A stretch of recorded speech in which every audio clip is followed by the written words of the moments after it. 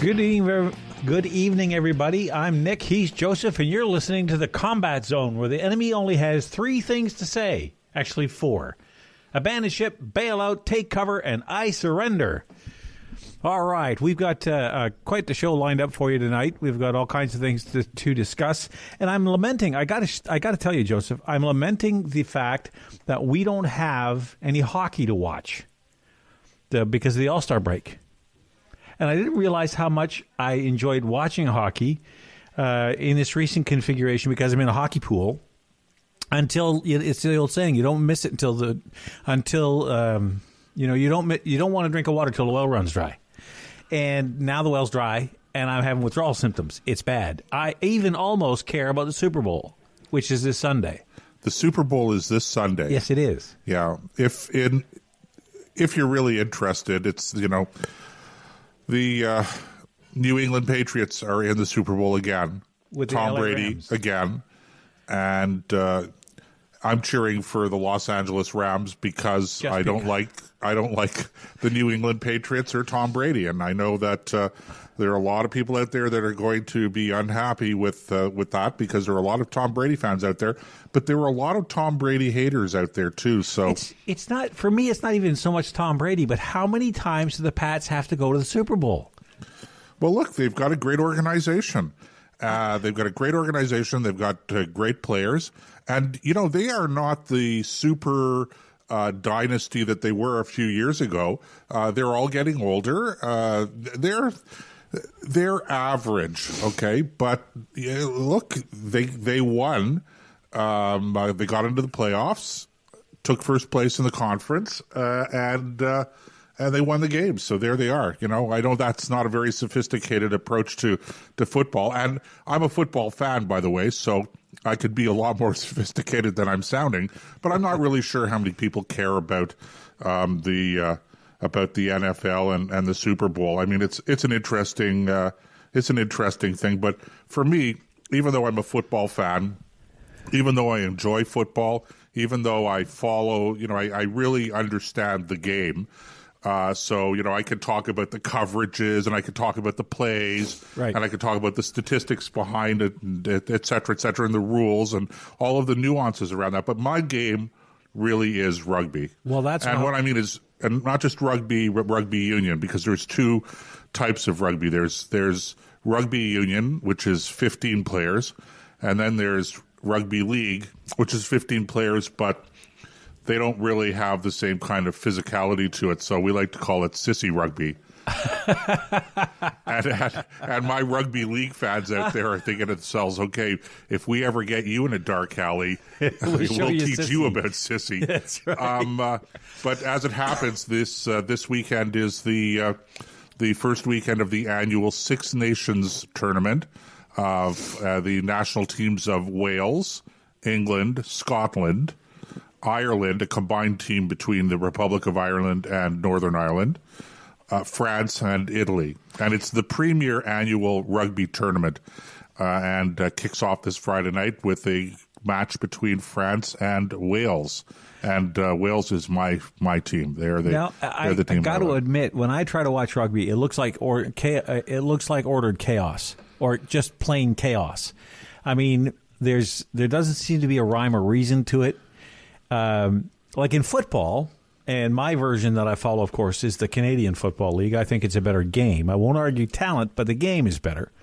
The version of football is better up north than it is down south. Bigger fields, all that stuff. So anyway, and I thoroughly understand the strategies, and I love it because it's like watching chess in a minefield. Okay, anything can happen at any given moment, and especially in the Canadian League, once the ball leaves the quarterback's hands, you have no idea what's going to happen. Right. Well, it's as you say, Nick, it's a bigger field than in the NFL, than American football, and fewer downs. So That's right. Game is a lot faster. Yes, it is. And so because of that, it's more wide open. But it's and I grew up with the Canadian football. And I was a very big Canadian football fan. I was a very big Ottawa Rough Riders fan. and I mean a very big Ottawa Rough Riders fan. I mean, I took my Ottawa Rough Riders very seriously. But, you know, they got into some financial trouble in Ottawa, and the team eventually folded. It was sold a few times, and then it was reincarnated as the Ottawa, I can't even remember the name. It was it wasn't Renegades. It was the Renegades. The which Ottawa Renegades. I really like that name, and I like their logo. There's a lot to like about that. Right, and then that team folded, and now we have the Ottawa Red Blacks. Which makes no sense to me at all. I've never understood the black et noir. I mean, look, I'm not questioning it one way or the other. It is what it is. But I started following American football, following the NFL around, you know, the demise of the Ottawa Rough Riders. And it wasn't just the Ottawa Rough Riders. You'll recall that there was a lot of turmoil in the CFL at that time, the Canadian Football League. Yeah, the 70s and 80s were not good to the CFL. And 90s, I have to say, also into the 90s. And I just lost interest. It became, for me, not about the sport, but about the business. And that's all everybody wanted to talk about, was the business of the sport, the finances of it, which, of course, you know, it's a professional sport. It's a business. So that's the issue. But it always became about, you know, how much money we're going to get from taxpayers. And as a conservative, you know, I'm always against taxpayers funding professional sports teams. And there are no private football stadiums that I'm aware of in Canada. So all of the stadiums that these teams play in are owned by the local municipality, and the team pays rent. So in Ottawa, it was always a battle between the football team and city council about how much rent are they going to pay for Lansdowne Park, which is now TD Place, after they did a really fantastic renovation job. I have to tell you, TD Place in Ottawa is really, if anybody who's in the Ottawa, Canada's capital area, if you have a chance to take in TD Place, and not just to go for a sporting event, but they have shopping there. They have a lovely cinema there. And restaurants. It's a happening place. So they've done a marvelous job of renovating that place. And private sector. It was private sector money that went into the renovation. I don't know that there was any public sector money that went in.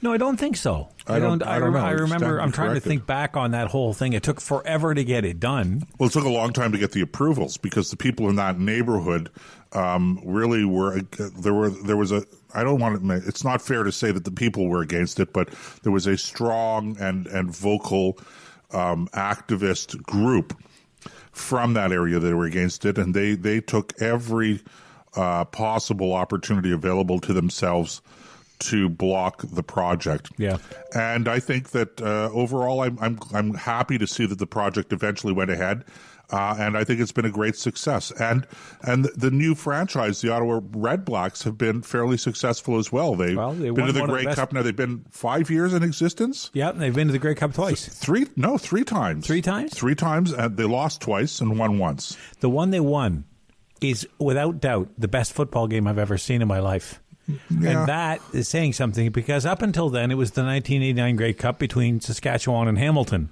which Hamilton lost by a field goal. It was just unbelievable football game. This one topped that. Anyway, I don't want to get down too much into the weeds on Canadian football, but the bottom line there is that I'm lamenting the lack of my favorite sport, which is hockey, and Super Bowl Sunday is coming up this Sunday between the Rams and the Pats. And for some reason, the thing I like about the CFL is, I'm going back to that just for a moment, is the week of the Grey Cup is a huge party. It's a lot of fun. There's a lot of stories that go with it, like riding the horse into the hotel in Toronto in 1947. And they allowed that to happen again a few years ago on the 50th anniversary of that event. So there's a lot of culture built in around the Grey Cup. The CFL, the Super Bowl is a 2-week-long party. What's the word for it? Tailgate party, and it's over the top. The commercials. Now, mind you, the commercials. Everybody lives and wants to see the Super Bowl commercials. A lot of them don't care so much about the game, but they want to see the commercials because companies. I remember one Nissan commercial from a number of years ago where they had a bunch of pigeons dressed up like fighter pilots. in a ready room on an aircraft carrier, and they're getting their pre-mission briefing. And they go out and they fly in formation and they start strafing cars the way that pigeons do. Okay, well, they can't catch... It's probably more accurate to say they start dive bombing the cars. Well, they attack them. How's that? Anyway, and they couldn't get this one particular car was weaving on the road below them, avoiding them, and they couldn't seem to get it. So the squadron leader says, I'll get this one. And he dives down and he chases it. And just as he's about to line up, the car goes into the garage, the door slams shut, and the pigeon smacks right into the door and his beak pokes through. And he goes, Mayday! And it was one of the funniest things I've ever seen. But as far as the game itself, it's always, I think it's always overhyped. It's oversold. They make far more of it. They analyze it to death. And I just want to watch a football game. Like, you know what? Let them play. Let them just get out there and play. And instead of all this where you've got former players digesting and trying to, what color paint are the lines going to be this year? Who just like, holy mackerel. It's painful. Yeah. Well, I don't mind the analysis. If you're a football fan, if you're a fan of any sport, you appreciate not just the actual playing and the competition, but you appreciate, I think, the finer points of the sport as well. But I get what you're saying. I watched the Super Bowl, and it's become it's not that it's overanalyzed in my judgment. It's really that it's over commercialized. Now, this is not a criticism. It's a business, and they're out to make as much money as possible. But I do find that the amount of time and the amount of attention that's paid to the commercial aspect of it, the actual television ads, right? Okay, and the off-field stuff takes away from the game. So I want to see the game, and I'm happy to see the analysis and the discussion of the game. But I'm not interested in all of the other stuff. And I understand it's going to be there, but it just seems to me to take over a little bit. And this is, I think, a little bit of a problem about the game just in general, even during the regular season. A football game, which is 1 hour, okay, now it's not 1 hour straight time because, the way the time is kept in the game. Yeah. But it shouldn't take 3 or 3.5 hours to play a 1 hour game. No, I agree with you, Joseph. Excuse me. Now you got me doing it. Yeah, we're just coughing away here. It's the weather. We're going to get into that in a minute. Oh, by the way. Yeah. We're going to leave football here in a minute. Get into some real interesting stuff. Yeah. But just because we're both sports fans, and you know what, I really am a fan of sport, regardless of the sport. Like, I don't understand rugby, but that doesn't mean I don't think it's a very athletic sport and it takes skill to play. The sport I would watch the least amount of, now I'm not talking about sports like golf. That, to me, that's not a sport. That's a walk with a stick. Is basketball. I have almost no interest in the sport of basketball. Now, that's interesting because I'm like that as well. Basketball is huge.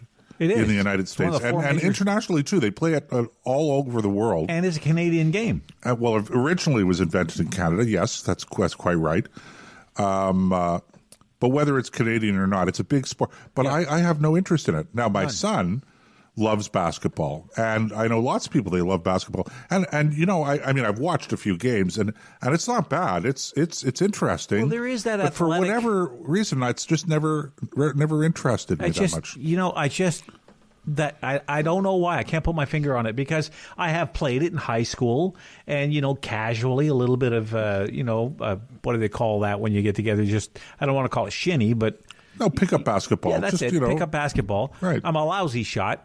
But that's never deterred me from trying sports before, so it's not that. But just to sit down and watch a basketball game, it just doesn't grab me the way that hockey does. Hockey has a very fluid kind of flow to the game when it's played well. There's so many things going on that a player has to think about. Line changes, position, where your opponent is, where you are. Is it better to pass or shoot? The skills that are involved, skating, shooting, passing, checking, all these things all make up. It's a real witch's brew, but it produces, I think, the best form of sport on earth. Yeah, I like hockey too. I don't follow it as closely as I used to. I used to follow hockey quite closely. I'm still a hockey fan. I'm a Montreal Canadiens fan. Sorry, I know because you're a Toronto Maple Leafs fan. Answer me this. Why is it people are fans of a team with a logo that looks like a toilet seat? I don't know what you're talking about, Nick. The Montreal Canadiens logo looks like a toilet seat. Okay, well, to you, maybe. But that just goes to show where your head is at. Okay? I'm not into bathroom humor. Anyway, hockey's a great sport. It's very fast. Very fast. And but like all sports today, it's a business. And again, not criticizing them, but I think it's fair to say that the commercial aspect of the game detracts from the game itself to some degree. And, you know, when you go to when you used to go to a hockey game and it was a hockey game. Right. Now it's a whole entertainment thing. Speaking of hockey games. Man, my wife and I have gone to a couple of games the last couple of years here in Ottawa. It's not just a hockey game; it's an event. It's an event, and it assaults the senses. I mean, you could be really overwhelmed with the music and the noise and the light shows and all this stuff. And I'm going, okay, it's funny because when we were growing up, Nick, the joke was I went to the fights and a hockey game broke out. Exactly. But now it's like I went to the local concert and a hockey game got played in between the breaks in the concert. But here's something that happened just recently. Talk about something happening and a hockey game breaks out. There was a big accident outside of Montreal on the 20 or whatever their version of the 401 is down there by Montreal. And it's like 75 car pileup. And so what do? A bunch of guys got out their hockey gear and were playing hockey on the highway because they couldn't move. They couldn't go anywhere. It was better than sitting and freezing in the car. The ultimate expression of what it is to be Canadian. When something bad happens, you play hockey. I mean, it was just great. I loved it.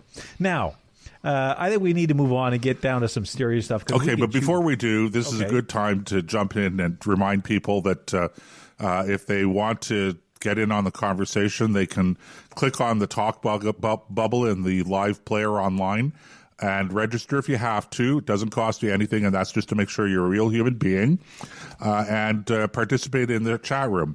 So we have a few people in the chat room now, and we usually have some pretty good debates going on while the show's going on in the chat room. Or you can call live, toll-free anywhere in North America, 844-415-2115. That number again, toll-free anywhere in North America, 844-415-2115. That's That's my public service announcement. There you go. And that phone number actually works. It really does. It does. It really does. And I was going to say something else, and I don't remember. Public service. Bundle up. It's cold out there. And it's cold out there pretty much everywhere in North America. All right. Since you brought that up, that's a great segue. Now, segue is an interesting word. And it means what it means is using something to lead into another related story. And it's inside radio talk, and I'd never even heard the term until I got into broadcast radio. And say, okay, we got to do a segue on that. And I thought, what the heck is a segue? I had to Google it. I had no idea. Anyway, there are those out there who would say, I still don't have any idea. But according you sell yourself so short, Nick. Well, I'm not all that tall, so this is not hard. Well, okay. You're tall enough. You're not that short. According to one of the more reliable sources, tongue firmly planted in cheek, when it comes to news and information that you can go to in the United States, that would of course be the Clinton News Network. CNN. There's a headline. There's a difference between weather and the climate. Oh, really? Share this with us. Okay, so partway down the thing, let me just read you this paragraph. Climate isn't a day. Climate is long term. Thanksgiving I'm sorry, I'm bumbling around here. The pre-Thanksgiving cold snap that President was tweeting about at the time was mainly concentrated on just one part of North America and not over the whole world. Well, no kidding, because south of the equator, it's summertime. They wouldn't have a cold snap. Right. I mean, and by the way, just to back up a little bit here, Nick, before we go on with this story, the origin of it was a tweet by the President of the United States, I think tongue-in-cheek, okay? Yeah, probably. I mean, we've all, for those of us who live in colder climates, we all joke around when it gets cold and we go, oh, where is that global warming? We want a little more global warming, please. And so the President of the United States, because he's just like a normal guy like everybody else, right? Donald Trump, the kind of guy that you'd like to have a beer with, right? Oh, yeah. Anyway, so he tweeted during one of these cold spells, I guess around Thanksgiving in the United States, that something along those lines, that, what we need in this country at this point in time is actually a little more global warming. So people, it's incredible that the media latches onto this and they go, okay, the president was wrong about this. I mean, how about the president wasn't really serious one way or the other, okay? And if he was serious, who cares? Anyway, so back to CNN. Okay. CNN now explaining why you should not think that global warming is not a problem, even though you're in the middle of the deepest freeze in the last 100 years. Well, going back to the story, the sub-headline is some people tend to conflate the two, climate and weather. So, picking it up, climate skeptics have done this for years, conflate the two. As an example, they point out the cold weather is proof that global warming is a hoax. People also tend to confuse what is happening where they live as an indication of what is happening globally. Isn't that exactly what the global sky is falling crowd do? They have a hurricane and say, oh my God, there's proof there's global warming.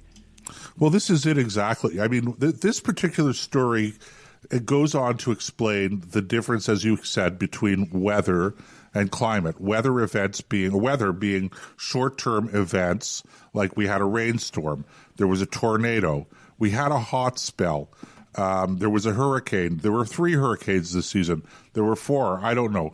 That's the weather, okay? It snowed last night. Climate is a trend. It's a long-term thing. And they're quite right about this. But what they're saying is, in this story, is you can't look at the weather event and extrapolate from that and say, well, that's an indication of climate change. And of course, they're absolutely right. The fact that we happen to be in the middle of a deep freeze, as you and I sit here in our secret Bunker B location, Nick, and when I say a deep freeze, I mean, really deep freeze, right? Temperatures down in the minus 30s, wind chills down in the minus 40s. It's been a little chilly over the last little while. And in fact, even Environment Canada explained that our last snowstorm, or 2 storms ago, we had the coldest snowstorm on in record. More than a century. Right. And by the way, I don't know whether you know this or not, but here in the city of Ottawa, where we from one year to the next, we could have a moderate amount of snow or a little bit of snow or a lot of snow. But when we have a lot of snow, we have a lot of snow. Yes. Okay. I don't know whether you know this, Nick, but we're not going to break the all-time record for January this year. It looks like, but because we only have January 30th, we only have one more day.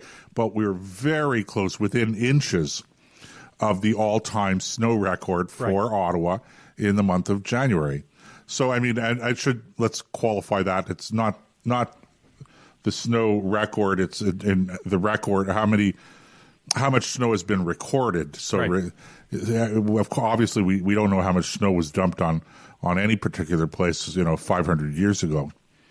Anyway, but the point I'm making here, is exactly the point that CNN is making. Of course you can't, but you're right. So you have in 2015, let's say, one more hurricane than is the average. All of a sudden, people are going, climate change, global warming, the sky is falling. The climate change catastrophists, Nick. Okay. I was listening to terrestrial radio today, and all morning, that's all they were talking about. And caller after caller after caller kept telling the host of the show that they were skeptics or outright deniers, that the science behind global warming is not settled, that they don't believe what the UN or the government is telling them. And yet this individual just kept pounding away, and saying, you don't believe the science? And no, it's because we do believe the science that we don't believe in global warming. Yeah, we believe in science. Right. Not junk science, not quasi-science, not fake science. Fake science. Yeah, that's hashtag fake science. Yeah. So if there truly was real science involved in this, the debate would still be going on. They would have a full blown debate. The world of academia would be embroiled in it, and it would take years to come to any kind of. And I hate to use the word consensus because consensus has no place in science. And yet, when you mention that, people brush it who are the sky is falling crowd, as I call them. They brush it aside as if it doesn't mean anything. And yet that's the heart of science. Yeah.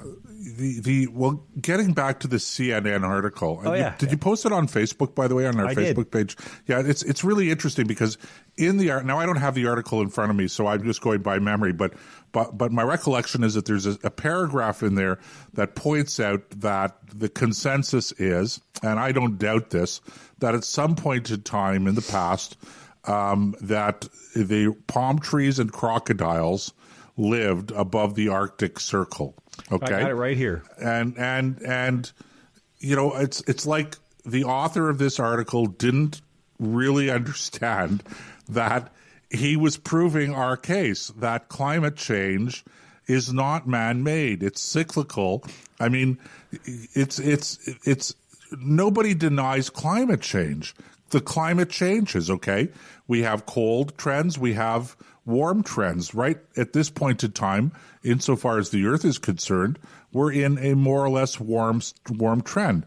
The glaciers are X number of thousands or tens of thousands or hundreds of thousands of years old. We've had ice ages. We've had periods where in this article they point out that what the Arctic zone was more or less tropical. Well, and now nobody is going to say how if man's activities is causing climate change. Please explain to me how it was that the Earth got so warm that our Arctic in Canada had crocodiles and palm trees. Well, excuse me. I watched a clip yesterday, the day before, of our good friend Tom Harris from the Internet, not Friends of Science. Yeah, Friends of Science. Is that the name of his organization? Yeah. Okay. Well, we have to have him on, by the way. Again, a great guest. He is, and we should see if we can set that up in the next couple of weeks. Anyway, the clip had about 4 real scientists on there who were people who study, because you can't say one thing you cannot do is point to somebody and say, I am a climate scientist. Because there's so many fields of study that make up climate sciences. You have astrophysicists, you have all kinds of different disciplines within that. That's like saying I'm a doctor. Well, a doctor of what? You could be a doctor of law, you could be a doctor of medicine, you could be all kinds of. So anyway, you could be a doctor of Seinfeld studies. You could get a doctorate in anything. So the point I'm making is that amongst them, these were real scientists who study the climate. And they made a very interesting point.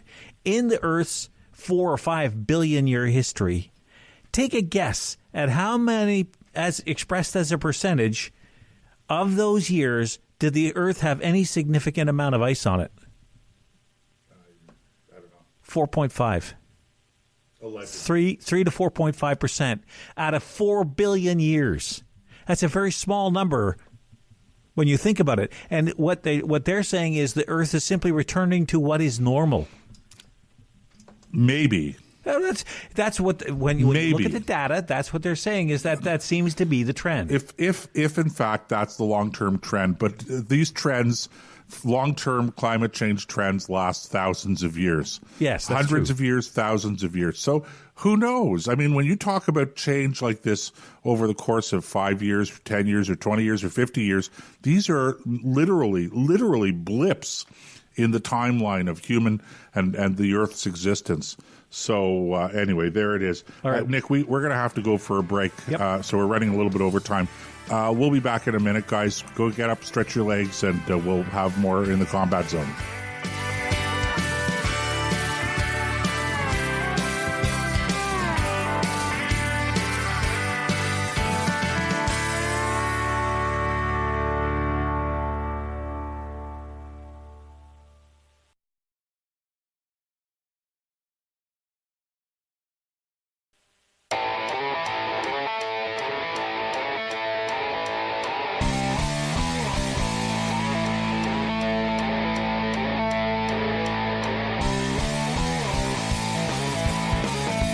Oh, yes, those were the calf branding blues. It took me a while, like, was calf branding blues? But I thought he was saying cat branding blues. That would have been fun. You have a warped mind, Nick Vandergrat. I just love cats. Yeah, no, calf. C-A-L-F, calf yes. branding. You know, funny, Nick, you live on a farm, man. Okay, you understand. I know you don't raise cattle, but you understand calf branding, okay? Yes, so, I understand. Not cat branding. See, calf I think branding. cat branding would be a lot more fun. Okay, now you want the SPCA guys after us. The PETA guys, the PETA guys. I can't, look, PETA. I have told people all my life, I do not like cats. I do not like cats. I do not want cats around me. I have no interest in cats. If you want a cat, knock yourself out. I don't care. I'm not calling for their extinction or their branding or anything along that line. You're just saying that it would be fun to watch them brand. Yeah. And more fun to brand them yourself. Well, I didn't say that. Well, that's the implication. Anyway, you are back in the combat zone. I'm Joe. He's Nick. Number to call if you want to participate live, 613. Oh, my goodness. No, ignore that. Forget that. Toll free anywhere in North America, 844-415-2115. There's Nick. Nick is laughing so much he is choking in the background. Call 911. No, don't do that. No. Don't do that. Because then they find out where the bunker B is. Did you hear? No. Did you hear about the 911 service? It was a couple of months ago in the States where people were being put on hold, or it was busy signals or whatever. It was the whole service went down in 3 or 4 states or whatever. It was quite interesting. I'm thinking that it was. I'm thinking that it was the Chinese hacking the system or whatever. Wasn't there an alert sent out? Oh, it was by Carleton. An active attacker on the campus got sent out last week. I hadn't heard of this. Yes. My wife was telling me about it. And she was saying that the alert, they were testing the system to let everybody know. And somebody hit the send button, not the save button. So it went out. Now, look, it's not the first time we've heard of emergency alert systems. Well, in Hawaii, they had an actual. What I mentioned to her was Hawaii. A nuclear alert, right? And she said, well, it's nothing to make a joke about. I said, I'm not joking. That happened. And yes, it's serious. And it is something to make a joke about. Come on, guys. It has to have a little bit of time. Kind of little. But too soon, right? One of the things I said to her is, look, going back to our Navy days, when there was the action alarm would go off, and an emergency was proclaimed, emergency stations, emergency flying stations, action stations, whatever it was, when that bong went off, if it was a drill, they didn't say so, right? They never said this is not a drill. You just were expected to react to the real thing. So if, let's say it was an emergency stations where there was a fire on board, when it was real, they would say this is not a drill. And people really began to fly then, because then, we had a fire on a helicopter once on Saguenay, and they said, emergency flying stations, this is not a drill.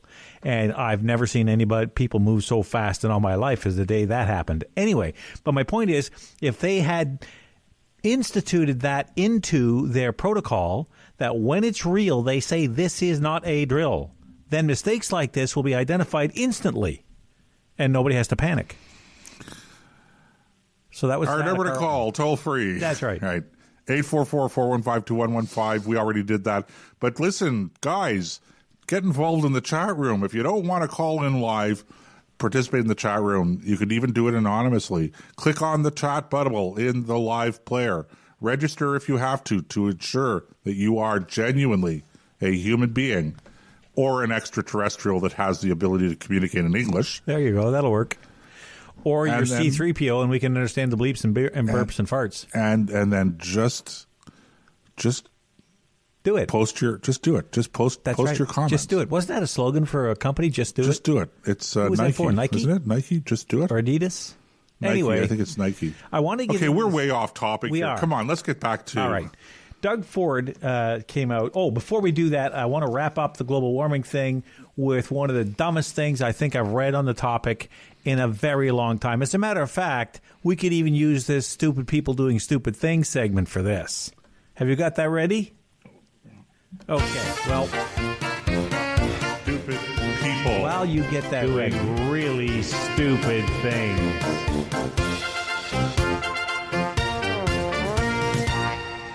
There you go. Okay.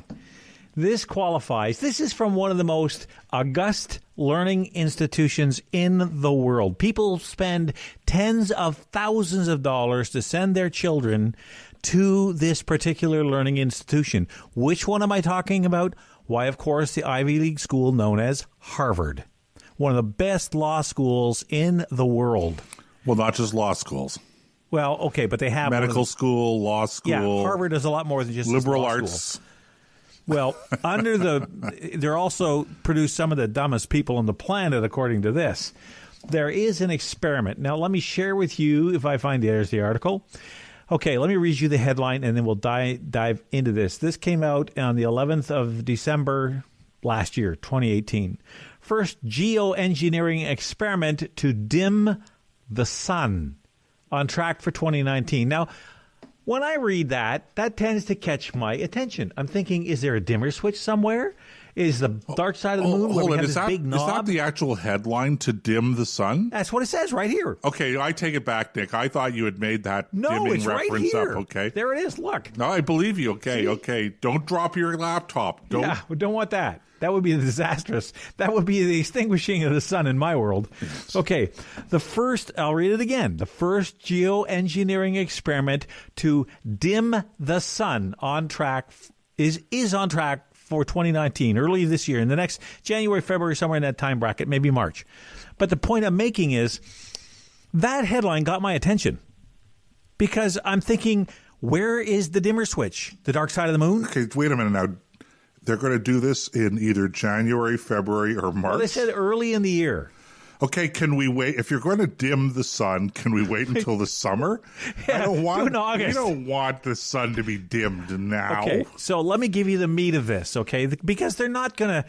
Okay, it's an experiment. So here's what they want to do. Harvard scientists will attempt to replicate the climate cooling effect of volcanic eruptions with a world-first solar geoengineering experiment set for early 2019. That's why I can't give you a specific date. They don't give one in the article. The stratospheric controlled perturbation experiment. Let me say it's the stratospheric, I'm reading that right, controlled perturbation. Perturbation. Does that mean we're all going to be perturbed? It sounds that way. Okay. Anyway, I'm that's the name of the already. experiment. Okay. I didn't invent this stuff. I'm not making it up. We'll inject calcium carbonate. Calcium carbonate particles high above the Earth in an attempt to reflect some of the sun's rays back into space. Calcium carbonate. That is a vitamin supplement you take to make sure your bones don't get weak. Right.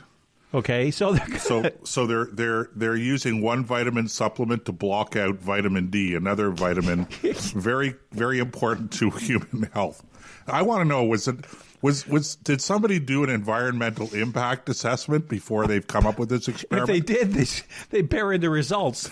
Okay. Anyway, I hope. I'm wondering, did they close some cats in a room and subject them to this calcium carbonate. You had to go back to the cats, didn't you? Well, if there's any harmful effects, I knew you'd appreciate them. Okay, it will likely mark the first time the controversial concept of dimming the sun, you think? More scientifically known as stratospheric aerosol injection, will be tested in the real world. Existing understanding of SAI comes from computer modeling and also from observing the natural effects of volcanoes, which create a haze of sulfate particles that effectively cool the planet. Now think about this. Okay, you put this into your brain box and squeeze the juice out of it. 1991, the Mount Pinatubo eruption in the Philippines, for instance, caused an average global temperature drop of about 0.5 degrees Celsius in the following 15 months. Okay, so how much, let's say that the scientists decide, okay, we want to control it because we don't want it to get out of hand, right? So we're going to put calcium bicarbonate in the atmosphere, the same way that Mount Pinatubo did. So let me get this straight. You see where I'm going with this? Yeah, we want to, this is kind of like a non-nuclear winter. Okay, but wait a minute. How much calcium carbonate or sulfates does a volcano throw up during an eruption? Well, they don't actually. At least as far as I know, I don't think they view that the byproduct of these eruptions is, or the product of these eruptions is calcium carbonate. Well, whatever it is, they're trying to replicate the effect. Right. It's kind of like sunscreen for the planet. But think, okay, that's a whole. Yeah, I can imagine the tube that comes in. But think about this. Think about the volume of material tossed into the atmosphere by a volcano. And that only lowered the temperature by 0.5 degree. Yeah, Nick, you're taking this too seriously. I'm just taking it to the next logical step. Let's assume that they come back and say, yes, it works. I know. So what are we going to do? How are we going to... There's not enough sodium bicarbonate on the planet. Listen, I get it. God. It's an interesting experiment at Harvard University. Out of Harvard. It's like they got nothing better to do. Anyway, so I had to throw that in the mix because I think that is stupid people doing stupid things.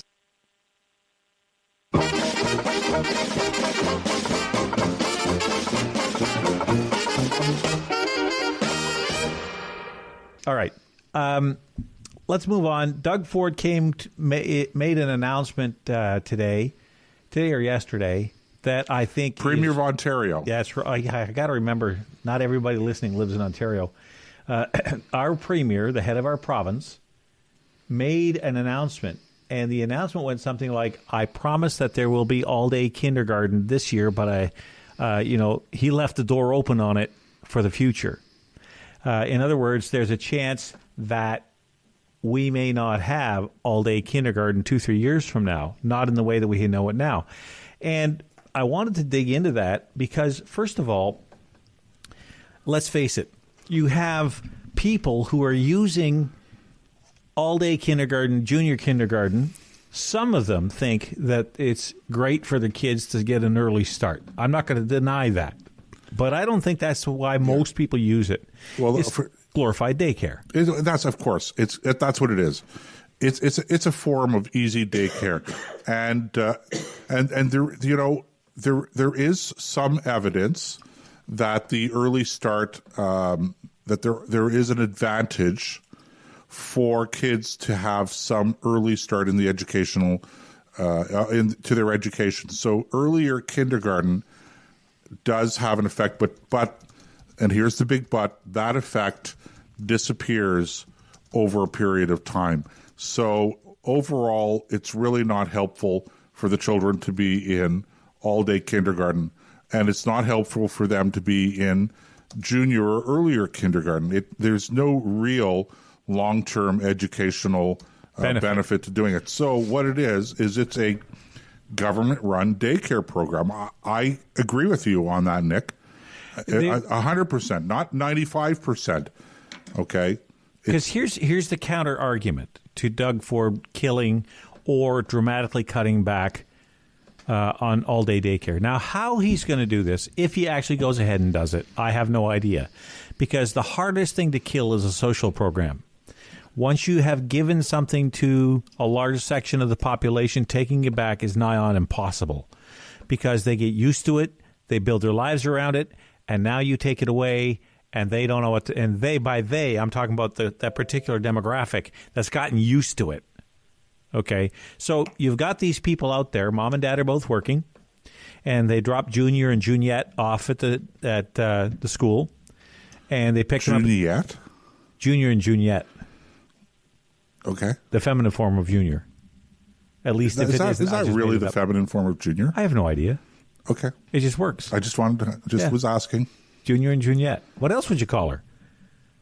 Junior Rita? I don't know. I really don't know. It's amazing where my mind will go when it's left alone. Anyway, so you've got these people, and they're out there, and they're using it to allow some people. There's a large group of these people who are working because they have to, because the tax load is that high that they need to find a way so they both can work to afford to live. I understand that, but there's a very large segment of people who use it because don't need, but want 2-3 cars in the driveway. They want their vacations. They want their 401k, not their 401ks, but their pension plans topped off. You know, it's like the children are a burden, and they have them. Who knows why? But you know, I'm not going to try to guess anybody's motives, other than what appears to be the case with the elevated lifestyle provided because the government's now paying for your child care, which I think a lot of people fall into that.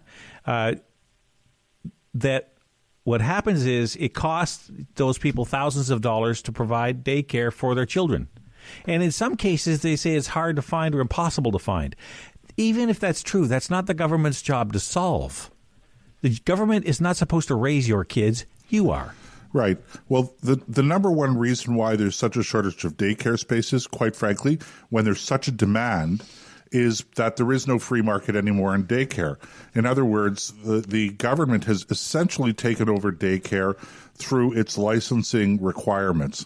So by stepping in and by requiring daycares to be licensed, whether the government is paying for daycare or subsidizing it or not, what they've done is they have interfered in the market, and they're preventing people from actually providing care, mothers who might stay home with their own children and provide care for 2 or 3 other kids in the neighborhood. It's an opportunity for some families to have an extra income. The government steps in and says, no, you can't do that. You're going to have to be licensed to do that. And so now we have a shortage of daycare spaces.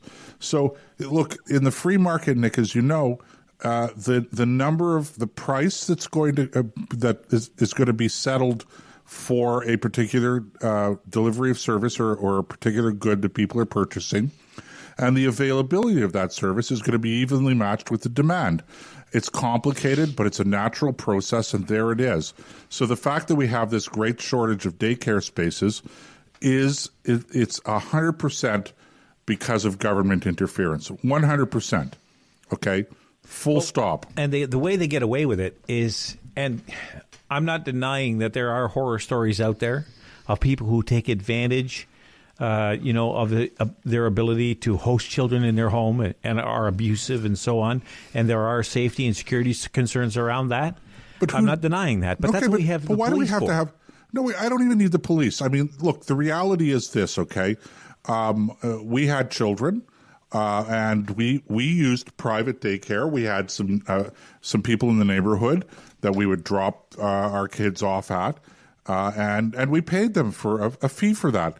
And we paid attention to the environment that our children were going to be in, okay?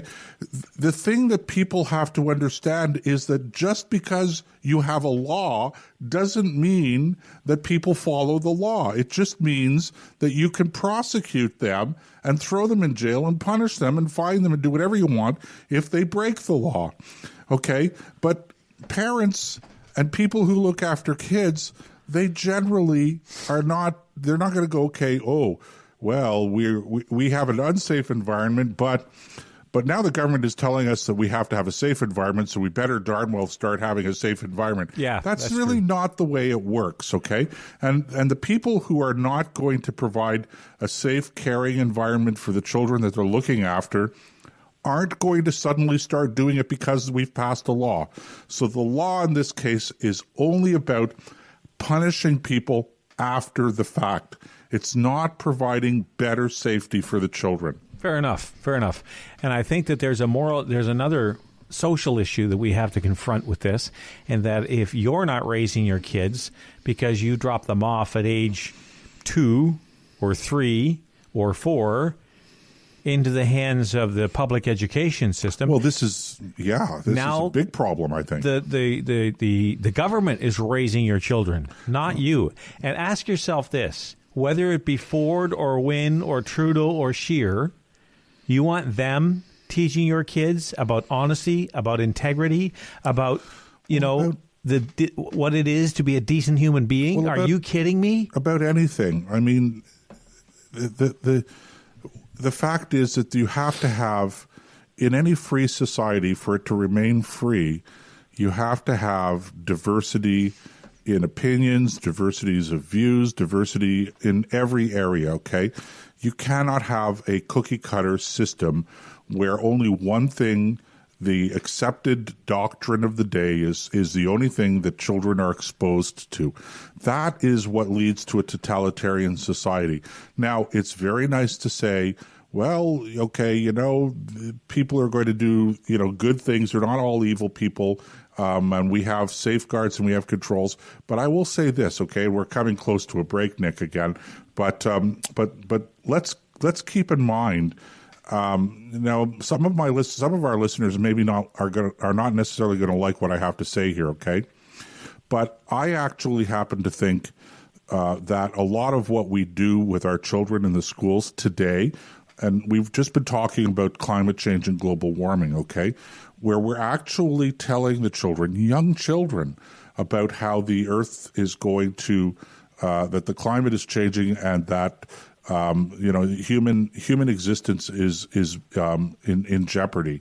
Now, you and I, okay, we could hear that, and even if we believed it, you have the ability emotionally to process it, okay? Right. And we think, okay, we better do something about this if in fact we believe it, okay? Right.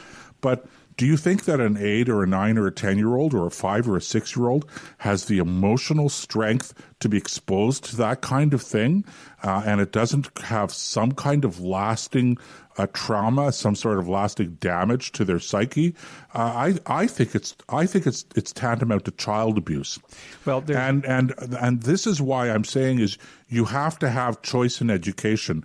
And what we've done is we've created this massive education system where everything is everybody is funneled into this one thing, and not because the law says it has to be this way, although increasingly it is that, right. Okay, but simply because we've eliminated any possibility of the existence and emergence of viable, affordable alternatives. People are paying high taxes, okay? We overregulate to the extent where it's not even plausible. It's not possible to create viable alternative education facilities. So this is, if it's me, I say that the Ford government or any government wants to have any kind of long-term change or impact, the area that they have to focus on is education. And you have to have some kind of way of ensuring that there is real choice in education. I couldn't agree with you more. We've been down that road ourselves a couple of times trying to help with establishing alternative schools. So I know the difficulties that is. Finding teachers will work for almost next to nothing because there is no money, but the parents care about their children's education. So, all right, with that, we'll take a break. We'll be back on the other side of this with more with Joseph and Nick on the Combat Zone.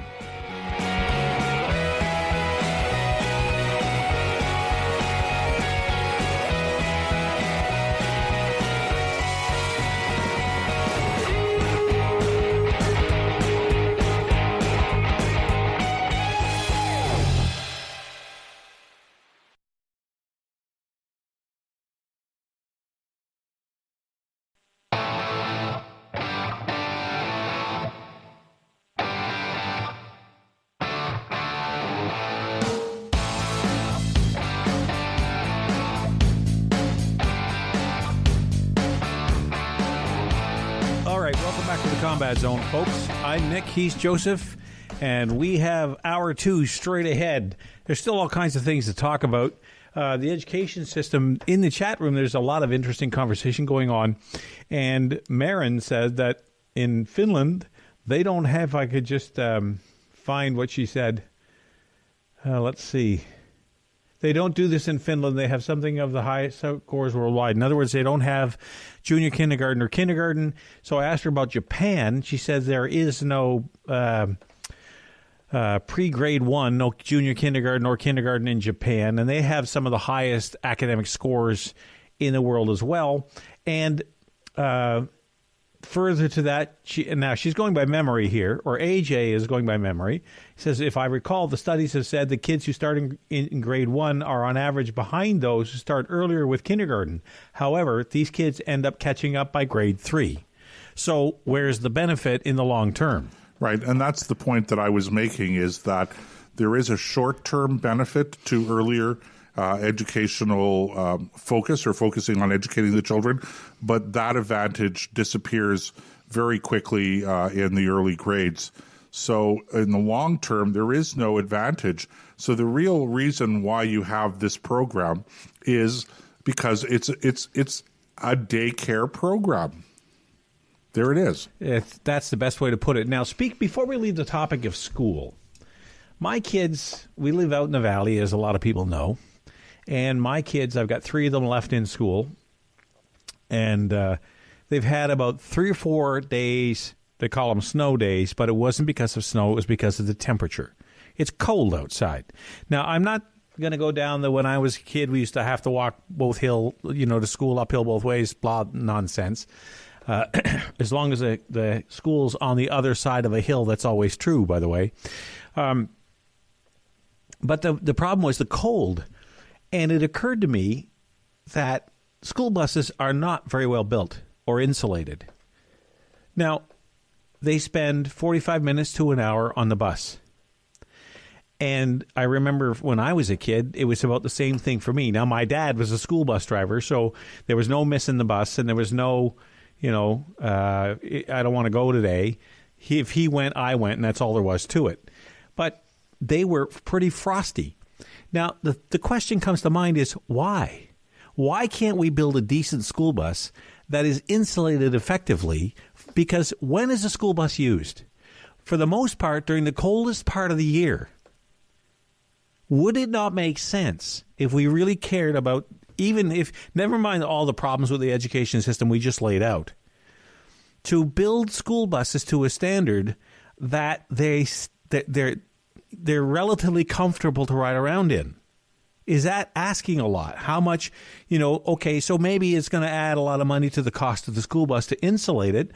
But if their buses last 10 or 12 years, 15 years, who cares? If you want to get the kids to school and it's minus 30 outside, but the only problem is that it's too cold for them to transit to school, the solution is to make the vehicle of transport not a refrigerator or a freezer. Put some heat in it. Rubbish. Why? Because the school buses are not freezing. So Tell it's that cold to my in the kids. school bus. What? Tell that to my kids. I don't care. Tell them to put some long underwear on and wear their coats properly. Put a hat on your head. Listen, I'm not against having warmer school buses, okay? But I'm going to tell you, this idea that we're going to cancel school, we're canceling school or school buses because it's 5 degrees on the bus instead of 15. Come on, that's nonsense, okay? I mean, imagine we talk about the snowflake generation melting, okay? Now the snowflakes are melting at minus 10 degrees, okay? Look, it's cold outside. I get it. Bundle up. All right? Bundle up. That's my answer. Put some warm clothes on. And I'm coming at this from personal experience. They do that. they go out the door looking like Inukshuk from the north. Right, and they get on the school bus, they go to school. And sometimes and they that's have the to end of hold. it. Now, this is not necessarily because the buses aren't insulated well, but in some cases, windows have fallen open, and you get a hurricane wind in January whipping through the school bus. They actually physically have to hold the window shut. Okay, fix the window. Yeah, okay, that's what I mean. It's not necessarily an insulation problem. No, it's not. But It's not necessarily an insulation problem. It's not an insulation problem. Okay. Okay? Fine. Definitively. But I just think for the amount of money we spend on schools and the amount of when you walk into a modern high school, okay, they have facilities in there, all kinds of them. I get it. I just think a little bit of money put into some spray foam insulation. I'm not against it. And okay. I'm not against warmer school buses. I'm just saying that canceling school because school buses are cold is nonsense. They don't cancel schools, they cancel the buses. Hey, listen, I grew up on school buses, okay? I mean, really, I get it. And the school buses are no worse today than they were then. It's nobody had frostbite. And by the way, I don't think it's the school buses. I think it's because because of the weather, buses were late for whatever reason, and kids were having to wait outside where it actually is colder. And on a certain level, I'm sympathetic, but for pity's sake, you live in one of the coldest capital cities on the planet. Okay, get dressed properly for the temperature. And I don't believe that most of the parents are ensuring that their kids are properly dressed. And then when the school buses are not properly heated, okay, or it's all the wind chill is minus 35, which is not a rare thing by any stretch of the imagination around here. Right. Now we're going to complain and go, well, somebody please do something about this. And this is the same. It's the same thing about all day kindergarten. It's the same phenomenon. Okay, rather than doing something to fix the problem yourself, you whine and complain for some kind of a government, public, taxpayer-funded response. Okay, well, you know what it is the fact that we spend so much money in taxes on the education system. It's one of the largest line items in the budget. True. I want to see some results for this. Okay, if you're going to tax me that heavily, then show me something. Well, here's the most important first result. Okay, put on a proper hat and some mitts, and if your fingers are cold because you wear gloves, listen. I loved gloves when I was a kid. When I was a young kid, I wanted to wear gloves. Gloves were cool, okay? Mitts were like for sissies. Oh, well, listen. Mitts, come on. And the worst kind of mitts you could wear was the one with the strings. Okay, but listen. But the point I'm making is that when my mother finally relented and said, fine, you can have gloves, okay, I wore my gloves one day and back to mitts the next. Because the mittens were warmer than the gloves. Of course, and your parents knew that. Okay, and I learned it too. But the point is, okay, parents, if your kids' fingers are cold, tell them to put a pair of mitts on. Go and buy a pair of mitts for them, okay? How many kids go to school and don't have gloves or mitts? They just put their hands in their pockets. How many kids go to school in the dead of winter and they don't have proper boots for their feet? Never mind boots. They're wearing, get them to wear a hat. Okay. Or they're wearing a hood over their heads. Well, it's no wonder they're cold, okay? And how many kids today wear scarves? You want to know how you deal with the wind chill? Okay, you have a toque on your head, you pull the hood of your parka up, but before you do any of that, you wrap your scarf around your mouth and your nose, okay? And you know what? You're toasty warm. You're breaking a sweat when it's minus 40 degrees wind chill outside, okay? But people don't do this anymore. And I'm sorry. I know it sounds unsympathetic. I know it sounds harsh, but this is a parental responsibility. It is not a government responsibility. And the making it a government responsibility only exacerbates the problem. See, and I wish to goodness that instead of hearing what we were going to do, instead of hearing all of this talk about what the government's got to do, I wish I'd heard politicians last week saying exactly what I'm saying now. It's cold outside. It's winter. Bundle up. The only point I'm going to have an argument with you on is the idea that this should be a government responsibility. It already is. No. The moment they set foot on a school bus, they are now the responsibility. No. Their safety. It's not back and forth. No, it's not a government responsibility to dress the kids properly. No. That's not what I said. But that's what the issue is. They're cold on the school bus because they're not dressed properly, Nick. No, because the school bus is a rolling freezer. It's oh, come on, man. It's not. It's not. It's not. You can't even. I will bet you take the coldest school bus on the coldest day. And by the way, I'm not talking about a bus where the windows are broken or not closing. No, you understand, I'll concede okay? that. That's fine. All right.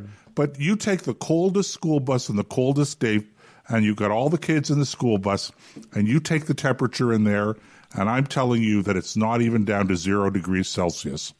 So it's 3 degrees, it's 4 degrees, it's 5 degrees. It's not that cold. I would love to put you to the test on that. It's not that cold. It's not minus 30 in the school bus. No, it might not be minus 30, but the point is, and I will concede. If it's minus 5 in the school bus, who cares? If you're going to close the school for minus 5, if you're going to shut down school buses for minus 5, you might as well shut down the schools for the whole winter because it's minus 5 outside. I know some kids who would love that. I will make a concession. Just one? That there's at least one of my children who refuses to wear a winter coat. Now, he doesn't complain about the cold. I'll give him that. He doesn't complain the school bus is cold. He sucks it up.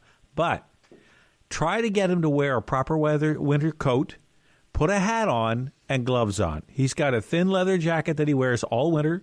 He wears running shoes. He won't put boots on. So in his case, you're absolutely right. And it's not because there's no trying going on at home. He's 18, and he knows how cold it is outside. And he simply, flatly refuses to put on a coat. However, out of 8 kids, that's the only one that's like that. Now, I'm going to say something else controversial. Are you ready for this, Nick? Oh, God, you say something controversial. For all of those parents out there, that say they can't afford snow pants, okay? Snow pants. Your kids should be wearing, if your kids are cold and they're playing around, so they should be wearing snow pants, okay? Can't afford a proper coat, can't afford proper winter clothing, outer clothing, okay?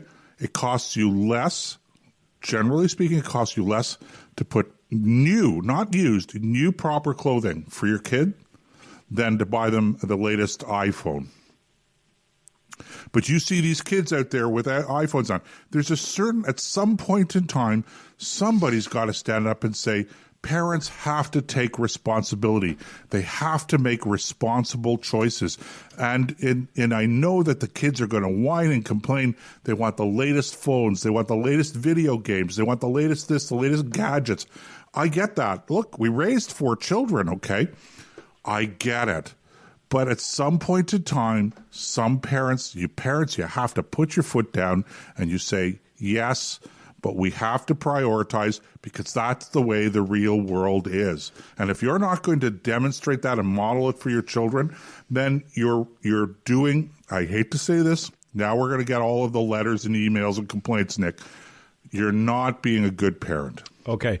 Your mention of the iPhone or iPad is a great segue into the next topic. There's that segue again. And that is the idea out of 1,453 people sampled, 93% of Canadians, right, want Huawei banned. And I think I've always thought that sample sizes, now you have a different opinion of this than I do, but I always thought that 1,400 people across a nation of 36 million is nowhere near big enough. That's a large sample. It's a good sample size. Is it? It's a good sample size, well, you know more about that than I do. But the point is, obviously, there's a great desire. You show me a survey of any kind other than 2 people agreeing that it's cold in a phone booth or that the Leafs are the best team in the world, who will agree on anything in this country. You can't get it. There's no you're never going to get 100% consensus. This is as close as I've ever seen. 93% of respondents say ban Huawei. Yeah, maybe we should just take a minute and just explain what Huawei is for people who don't know. Okay. Oh, you want, well, you want me said to it. do I was going to let you do it. So Huawei is a Chinese telecommunications company, and they produce cell phones. That's it, in a nutshell. They're and they produce cell phones, and they're a popular brand of cell phone. True. But the reason they want to ban them is because within part of the Huawei game plan through the Chinese government is to be there to lay the foundation for the next generation of internet called 5G. Correct. And that wires pretty much everything. It wires your refrigerator to tell you when you're low on milk. Your car will tell you when the battery is getting weak or when it needs new tires, or it's just taking the human element out of daily life and having a computer do it all for you. And that's the next generation of that. We had Liz Marshall on. No, not Liz Marshall. Claire Lopez on last week. Where did that name come from? Talking about the security threat that this is and why letting the Chinese do this is such a bad idea. And I think that's the message that Canadians are trying to send through this survey, because they don't care what name's on the phone. Like, I have a Samsung. If it was a Hewlett Packard 1947, who cares as long as it works, right? I don't care about the brand name on it. If it's Dell, if it's a Cadillac, who cares? The latest technology is in the Huawei, but the problem is the company that makes this stuff is an agent of a communist regime who has, as Claire laid out for us, very dark plans for what they want to do with that technology. Right. And the allegation is that this company that has very close connections to the government in China, that they've been implicated in data collection and actual spying in the countries where the technology and the phones are available. Now, this leads us to an interesting point. And I didn't mean to interrupt you, but... No, I just wanted to say, Nick, that I think, though, that the number one reason why most Canadians at this stage are saying ban Huawei is because of the ongoing confrontation between Canada and China with respect to the arrest of the vice president of Huawei, right. In Vancouver, and now and the holding of her and the request that she be extradited to the United States to face criminal charges in the United States, and this has it's become now a major confrontation between Canada and China. I mean, nobody's talking about going to war over it, but the Chinese have arrested and detained a number of Canadians now, some diplomats, some former diplomats, etc., and one Canadian who was convicted of selling, I guess, trafficking narcotics, had his sentence increased now to the death penalty, and we believe that this is all tied to this controversy, this confrontation between Canada and China over this vice president of Huawei, on whether or not Canada is going to allow the extradition to the United States to proceed. And the Chinese are basically trying to put pressure on us here in Canada. They've arrested another diplomat. And I believe diplomat as of today, or businessman, I can't remember which. There were more detentions of Canadian citizens in China today. And Canadians are rightly outraged. This is not the way that you do business. And although it seems to be the way they do business in communist China, and I'm not surprised. You realize there's a reason why we can't go to war with China. We don't have facilities to take them all prisoner. You have no idea where that comes from. I absolutely do. Do you? Yeah, that's from the A Bridge Too Far. That's exactly where it's See, from. you thought you'd pull that one over on me. I tried. One of the best war movies ever made. Yep. Yeah, I think A Bridge Too Far. A Bridge Too Far. Great. The Brits have a way of making a war movie about an event, where with the American war movies, or let's call them North American war movies, tend to focus on an individual in the middle of an event, and there's a huge difference between the two.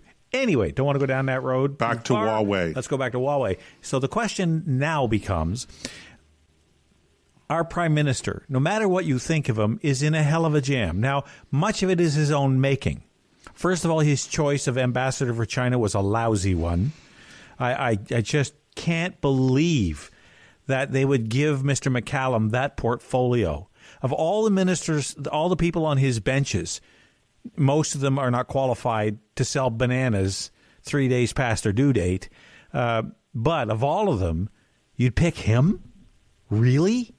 So he created a lot of this mess through the choices he's made, the comments he's made, not only now but in the past about his admiration for China and the way it gets things done because it's a dictatorship. These kinds of things. He's created this mess.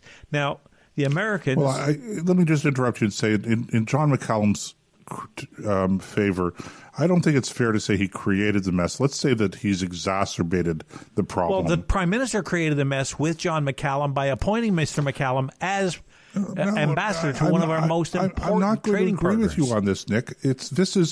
I'm not going to diminish, excuse, exonerate in any way, shape, or form, to any degree, the Chinese government for causing this problem. The Chinese government and Huawei are responsible for breaking the law in the United States. Okay? Right. The Americans acted entirely properly in asking Canadian authorities to arrest this vice president, and the Canadian government, because we have the rule of law here, is following the process, and the courts are going to rule on whether or not the extradition should be allowed. And then at that point in time, the government will make a decision whether or not, which is they're perfectly legally capable of doing, whether or not to proceed with the extradition, okay? So, but there's no question that Trudeau and the Liberal government and the Ambassador John McCallum have made the situation worse. But let's not give any credit to the Chinese here, okay? They don't deserve it. They are the cause of this. Yeah. They are 100% the cause of this. I won't argue with that. Now, the question then becomes, as a minister in charge of deciding whether or not to extradite, he's stuck, whoever the minister is, I don't know who the minister would be, Minister of Justice, I would think, right? I don't recall, but the minister will make the decision. But it'll be a cabinet decision, right? Which means it'll be a prime minister's decision. This government at some point in time. has to decide which of the two protagonists it's caught between, the Americans or the Chinese, it's going to anger. Now, that's because there's no win here. There is no winning here for Canada. That's right. We are stuck literally between a rock and a hard place. That's true. So when you look at this, no matter how much you despise the current individual in the White House. And I don't despise him. No, I'm talking about the government. There's no love lost between Trudeau and Trump. And there's no lost love. Yeah, no, the Trump administration is not exactly enamored with, with Trudeau. Yeah, did I say Pierre Trudeau earlier? I may have. It doesn't matter. It would have the same consequence. Mr. Trudeau's hairstyle. Yes. So the point I'm making, of course, is that despite that distaste for each other, it's kind of like Kennedy and Diefenbaker. They hated each other. And maybe that hatred went a little deeper than Trudeau and Trump. But nonetheless, there's a lot of polluted water under that bridge. And he has to decide on a larger scale what's best for the country. Do I tick off my largest ally, my biggest trading partner, somebody who has been our shield since the end of World War II, or do I tick off the Chinese, who are one of our largest trading partners, but we don't have that long-term relationship with? We don't have to live beside. We're not the mouse in the room the elephant's trying not to step on. Or how did Pierre Trudeau put it, living next to the elephant, next to the Americans, like sleeping with an elephant? He doesn't even know you're there, but every time he rolls over, you're in trouble. I as much as I didn't like Pierre, he was right about that. And I can't imagine, even for this particular occupant of the PMO, that he would decide to tick off the Americans over the Chinese. I just don't know how that would work. It would be one of the biggest. It would go down as historically one of the dumbest moves I think ever made by a prime minister. Yeah, well, I don't envy him this decision, obviously. If I was a betting man, which I'm not, and it's very easy for me to say this, but if they allow the extradition to proceed, it's difficult for me to believe that the Chinese are going to continue to imprison these people. I think that they'll hold on to them for a little while and then start to release them. And as for this fellow that unfortunately is now looking potentially a death sentence, I could see that sentence would be commuted again down to life imprisonment. I don't. But again, that's just idle speculation on my part. I don't envy the Prime Minister and the Justice Minister or the Public Safety Minister or whoever is going to ultimately have to wear this decision. And whoever is the person who's officially supposed to make the decision, it'll be a cabinet decision, I'm sure, and everybody will support it.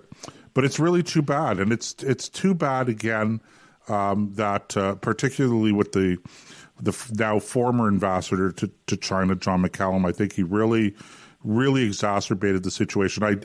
For the life of me, I cannot understand why the ambassador of Canada would, in such an emerging confrontation between the country he is representing and the country that he is representing us to, namely China, I can't imagine what possible reason he could have for trying to take kind of a mediatory sort of position and talk about the reasonableness of China and it's like when you're the ambassador for a country, you're like the lawyer for that person and you're going to court. Can you imagine if you hired a lawyer and they went to court and the lawyer got up in front of the judge and said, well, you have to understand that my guy is, he could be a little bit guilty.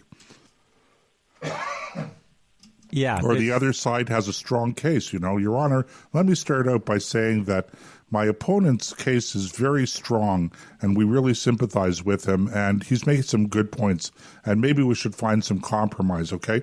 Maybe that's the answer, but that's not the responsibility, that's not the role of the ambassador to take that on. Nick, I'm just looking at the clock here again, and I think we've got to go for our third break. So why don't we do that, and we'll be back in a couple of minutes if All right. that's okay. You guys stay right there. We'll be back with more on the Combat Zone with Nick and Joe.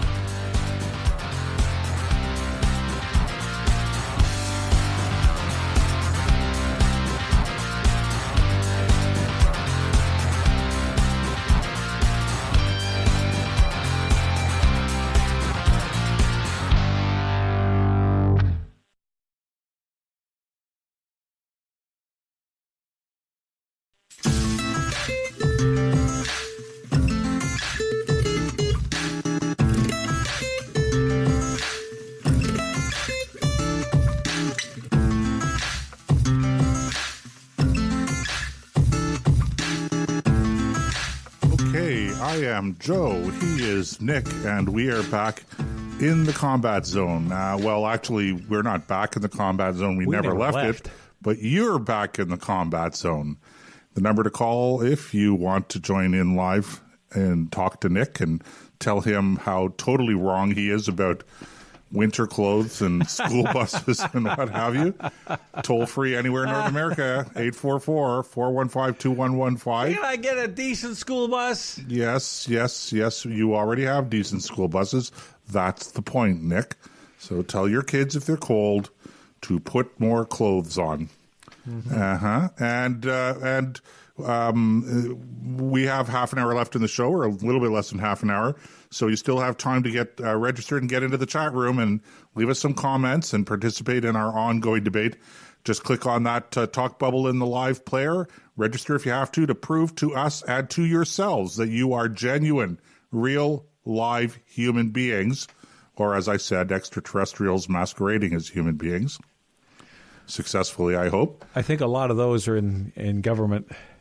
Oh, Nick. There's your anti-public service bias showing through once more. No, I didn't say the civil service. I said government. Well, I guess it's the same thing. I'm thinking specifically of political Government, parties. everybody, you have to understand, Nick, government is the civil service. From the civil services it's point not of view, it is. it's not the people you elect are not really governing. You know, what's that old saying? Meet the new boss, same as the old boss?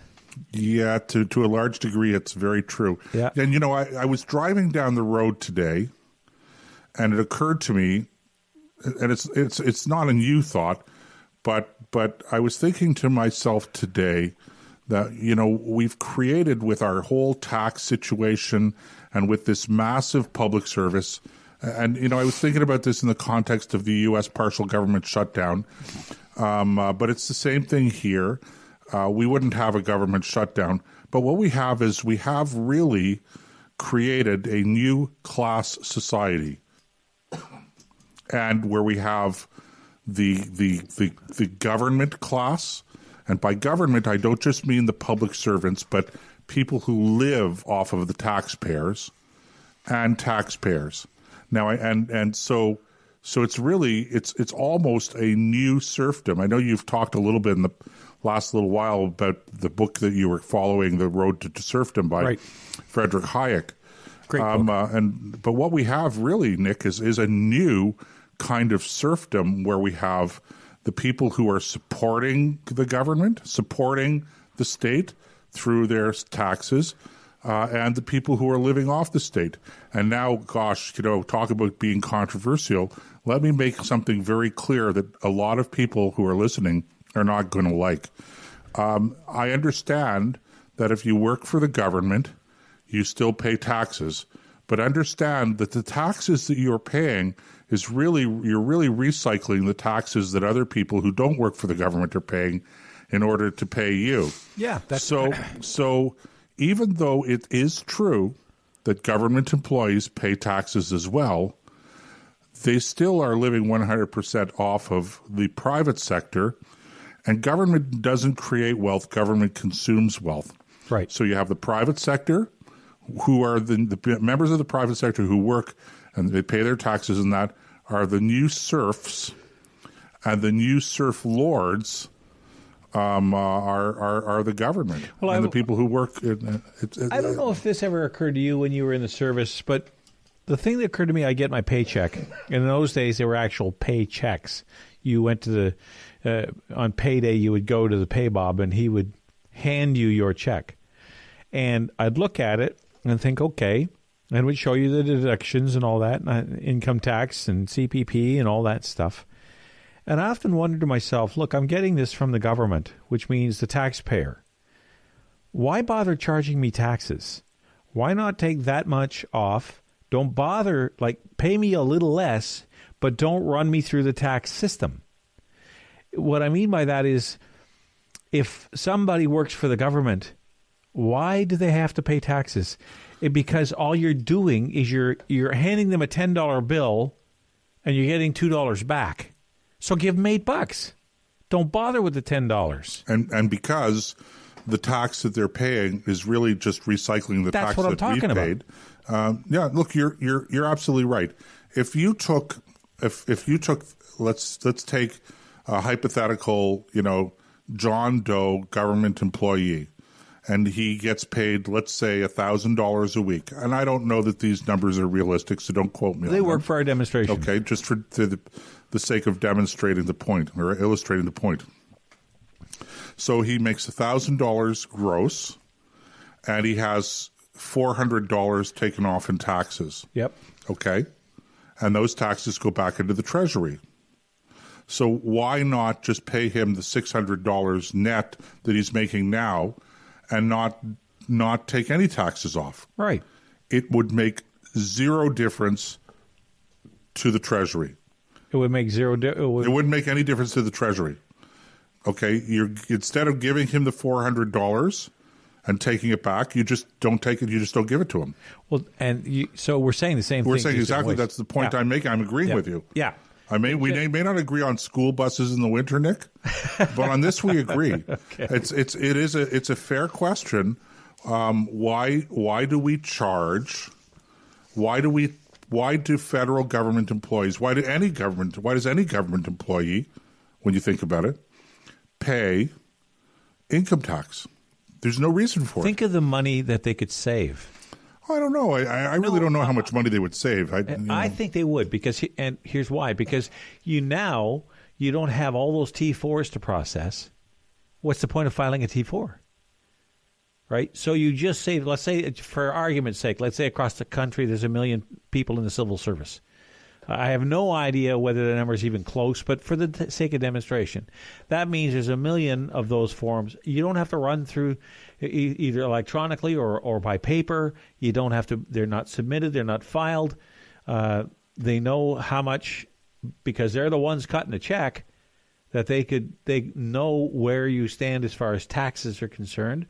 Your money's coming out of the general revenue, so there's no reason to charge you taxes, because it's all coming from the same pot and it's going to go back in. It's like, think about it like this. For those of you listening, if you know anything about engines at all, a diesel engine, let's say a 4-cylinder diesel engine, has what's called a fuel rack. And each injector has a supply of fuel. But not the supply of fuel is greater than the demand of the engine. So there is what they call a return rail that goes back to the fuel tank. It comes from the fuel tank, and the excess fuel goes back to the fuel tank. That's the pay system. So instead of having the return rail, just send what the individual needs. Now, when they get a raise, they go up in a rank. Those numbers will change, but it's not something you could. There's just the less paperwork involved, the less the expense. And I think there's a reason. I think that's a reasonable point of view. I think it's something that could be done relatively easily, and I know it would make a lot of civil servants really happy. Think of the headache of actually filing your income tax. And that's another, we don't have time to get into that tonight, but talk about how I would reform the tax system. It would be a breeze. Really, it would. And there would be none of this nonsense. You would. I don't have time to get into it, because I want to ask you this question. This shutdown in the States with Trump and his wall has been going on now for quite a while. Now, he relented to a certain degree, partially. He said he funded, I think it was 8 weeks of government that they allowed to be funded. Well, yeah, he signed the funding bill. Yes. It was a continuing resolution. But let's remember, it's not the President of the United States that funds anything. It's Congress. It's the Congress. So whenever the government is shut down, it's not because the President's shutting it down. It's because Congress is not funding it. Right. I think it's an important distinction to make that I think is constantly lost when they have these debates down south of the border about funding the government and partial shutdowns, et cetera, et cetera. So, well, this is why this whole thing is Nancy Pelosi and Chuck Schumer's fault, because the president has made a request for $4.7 billion to finish his wall. The wall is, by and large, done. There's about a 200-mile piece they need to finish, and that's what the money's for. And they get that done. He's got his major campaign promise finished, and he's also established a physical barrier between Mexico and the United States. So, and there's, I do not believe the mainstream media polls that say nobody wants this thing, it's expensive, blah, blah, blah. That's just inside baseball polling amongst themselves that they're representing. I don't think they're going into middle America and getting those numbers. I just don't see it, especially in the southern states where they have to deal with this in a frontline scenario.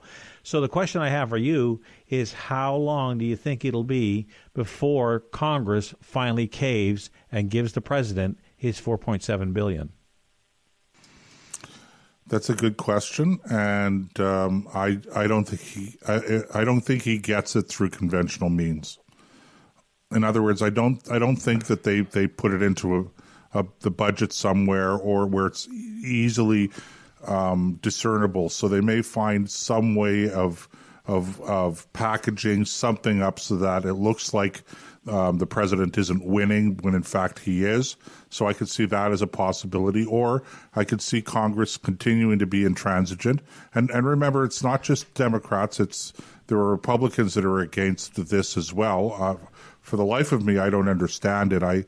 But they've really dug in their heels, and now everybody has sort of reached a point in time where it's very difficult for either side to back down completely and save face. And I think that's part of the problem right now. I think it's going to be very difficult. I think it'll be very difficult. The president does have some tools, but going back to 2016, you and I had these discussions as well, Nick. You'll recall where I said a few times that the president of the United States doesn't have as much power as people think he has when it comes to domestic policy. And I think that you see this in this area and in other areas, Donald Trump bumping up against the reality that there are very strong, serious, real constraints and limitations on presidential power insofar as domestic policy goes in the United States. And this is one of them. The president just cannot do things without congressional support when it comes to money. Now, here in Canada, it's the same thing, but the difference is that in Canada, in our Westminster system, and I think this is a flaw in the system that's evolved, and that is that Parliament, which was originally conceived of and evolved as a check on executive power by controlling the purse, has, and unfortunately, the executive has become so closely intertwined with Parliament that Parliament, in fact, can't perform that function effectively anymore. So in this sense, I think the American system works better. But as you can see, there are just times when, if there's this political divide, that it's really hard to find a way to bridge that divide, and you get a situation where the duly elected president of the United States finds it virtually impossible to fulfill his campaign promises. Well, let me take this to the next step then, because we're getting closer every day to the next presidential election, and I think Trump will win the next one. Is very rare, not uncommon. I won't say it's never happened. George Bush Sr. was a one-term president. Jimmy Carter was a one-term president. But for the most part, and I think Nixon. Yeah, I think he was. No, Nixon was 2 terms. Is in his second term. He resigned in his second term. Okay, so there are a few examples. Now, there's lots of examples of people who should have been one-term president. Isn't that right, Mr. Clinton and Obama? But generally speaking, presidents are generally two-term presidents. And I don't see that changing because, as you and I both know, defeating incumbents is not a very easy thing. So the question becomes then, who's going to pay the bigger price for this, the Democrats or the Republicans, when it comes time to actually have the next election? That's a great question. And, you keep on hearing people talking about the price of that the Republicans are paying a political price. The Republicans are paying a political price. The president is paying a political price. I don't know how true that is. I think there's far more support for the president than there is for Nancy Pelosi. Well, whether there is or there isn't, there are elections are complicated things. Election campaigns are complicated things.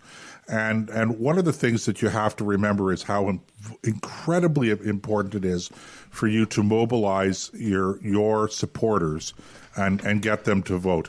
And so it's not just a question of the president's popularity. The question also has to do with how popular is he amongst those people who would be expected to vote for a Republican president, and how strongly they feel. So there are a number of factors that go into this, and it's really difficult at this stage to offer any kind of predictions. I will say this, irrespective of what the immediate today reading is on who is going to be blamed or who is carrying the blame right now today for the shutdown, if in fact there is blame to be laid, irrespective of what's going on today, I can tell you that statistically speaking, historically speaking, the Republicans who are often blamed in the moment don't suffer any kind of negative consequences when it actually comes down to election time. So it's a great question. And I would say that probably based on past history, I don't think that this is going to harm the president or the Republican Party come 2020.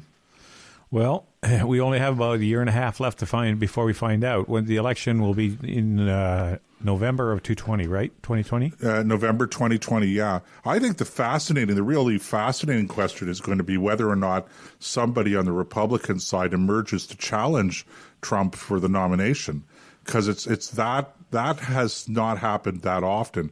It's happened before, but Reagan challenged Ford in 76 and lost. Ford won the nomination and went on to lose the general election.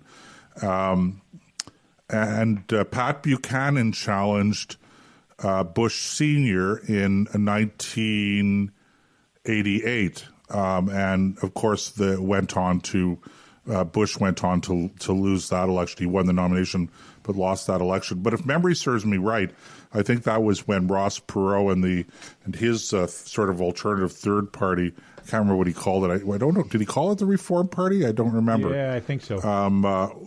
Ran as well. So they bled votes away from the Republicans as well. So it'll be interesting. And it'll be interesting. There's talk about a third party candidate, sort of running that would be more left wing perhaps than right wing. Oh, that would be great. Take votes away from the Democrats. Absolutely, that would be right. That would suit the Republicans and Trump. Sure, 100%. Yeah, it's funny you mentioned Ross Perot. He is a very colorful character. I don't know if he's still alive or not. It's a good question. I don't know. But he one of the great quotes that came out of that election was, "You hear that great sucking sound? That's Jobs going down to Mexico." And he said that on a stage, and people went crazy. He also, if you remember the movie MIA, trying to remember some of the stars in that. Was that a Chuck Norris flick? I believe it was, yeah, actually, now that you mention it. And yes. They went over to try to find Vietnam Missing in action soldiers who had been in prison for years in Vietnam. And it's a true story. He was the guy that played by Alan Stack, or Alan or George, I can't remember. But the actor by the last name of Stack played Ross Perot. It was Ross Perot who actually funded that mission. It was based on a true story. I did not know that. Yeah, it's just he was such an eclectic, eccentric character, and that was part of his magnetism, because he was a multi-billionaire. He had certain qualities the same as Trump has, but Trump obviously was a lot more over the top than Ross Perot was. Ross Perot didn't have the skeletons that Trump does. Wasn't as willing to share those skeletons with everybody. Like there's, one of the things that drives the Democrats crazy about Trump is he doesn't care that he has skeletons. You can't hold them over him. He's not trying to hide anything. If you bring it up, he says, yeah, so what? Which I think is exactly the right thing to do, because now you've completely disarmed your opponent. So Ross Perot, just a little flashback when you mentioned him, that great sucking sound brought that back to mind. But it was a pretty good movie. I mean, it wasn't fantastic. It's not going to go in the movie Hall of Fame, but it was a Chuck Norris movie. Let's just put it. That sort of says it all, right? That's right. And Chuck Norris, he makes the sun go down the other way. What's that saying? Chuck Norris makes the sun set in the east. I've never heard that saying before, but I take it for granted that it's a genuine saying, Nick. And if absolutely. It isn't, it should be. And if it isn't, I just made it one. Okay. Well, should we talk about school buses again, Nick? No. Cold weather? We can talk about cold weather. I came down from upstairs out in the farm. Out in the farm, our bedroom is right over the kitchen. And we have a wood stove in the kitchen. And there was a pot of water on the wood stove that was boiling. And when I came down, it was frozen. Genuinely? What do you think? Boiling pot of water? No, I don't believe it. I wouldn't either. You tried that one on. Now you tried that one on Claire last week, and she got it. I know. No, it was a joke. I get it. Yeah. Yeah. No, she didn't buy it into it. She didn't buy it either. I didn't fool her for a second. She's too smart for me. I don't know about that, Nick. You're smart. You're a smart guy. I actually told the hillbilly joke to a young lady this week, and for those of you who don't know the hillbilly joke, it goes like this: what do you call 32 hillbillies sitting around a kitchen table? You're supposed to say, I don't know what. I don't know what. It's called a full set of teeth. Yeah, see, I knew this joke. I know you know the joke. I'm just asking you to play along. Sorry. She didn't know the answer. So she was trying to figure out the answer. And I told her, a full set of teeth, and she looked at me and said... she didn't get it? Oh, no. No, she didn't get it. I said, how many teeth are in a human set? She said, I don't know. Okay. And somehow, when you have to explain the joke, it loses some of its punch. So I had to do that this week. I guess so. Okay, well, Nick, it's been a blast. Had a little bit of fireworks there, but I still want a better school bus. we should go outside and have a snowball fight, but it's too cold for that. Okay, we'll catch you guys next week in the Combat Zone.